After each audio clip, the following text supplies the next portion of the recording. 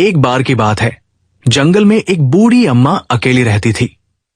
उनके पति नहीं रहे थे और इसलिए उन्हें अपनी देखभाल खुद ही करनी पड़ती थी। उन्हें मनहूस समझकर कोई उनकी सहायता के लिए नहीं आता था। वो बेचारी खुद ही लकड़ियां लाती और खुद ही खाना बनाती और अपने भगवान को याद करती रहती। एक दिन अपनी झोपड़ी के पास साफ सफाई करते हुए उन्हें एक लाल और नीले रंग का अंडा मिला। अंडा आम अंडों से थोड़ा बड़ा था। पहले उन्हें लगा कि यह किसी बड़े पक्षी का अंडा होगा, तो उन्होंने अंडे को पेड़ के किनारे छोड़ दिया।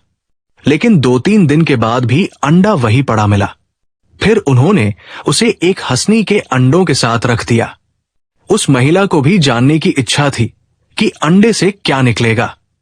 कुछ दिन बाद हंसनी के अंडों से बच्चे निकले, लेकिन ये बड़ा अंडा वही रह गया।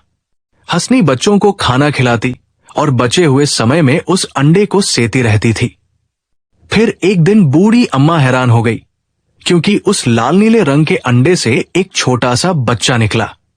अम्मा ने बिना कुछ सोचे उस बच्चे को उठा लिया और गाय का दूध रुई से उस बच्चे के मुंह में डाला। अम्मा ने बच्चे का नाम बाला रखा। बाला सोता कम था और रोता ज्यादा था। शायद वो ज्यादा भूखा था, इसलिए अम्मा ने अपने हिस्से का दूध भी उस बच्चे को पिला दिया। जैसा कि आम बच्चों के साथ होता है कि वे करीब 1 साल में चलना शुरू करते हैं, लेकिन बाला ने 1 हफ्ते में ही चलना शुरू कर दिया। अम्मा के दिन बदल गए क्योंकि बाला बहुत तेजी से बड़ा हुआ। वो अम्मा के साथ घर के काम में हाथ बंटाने लगा।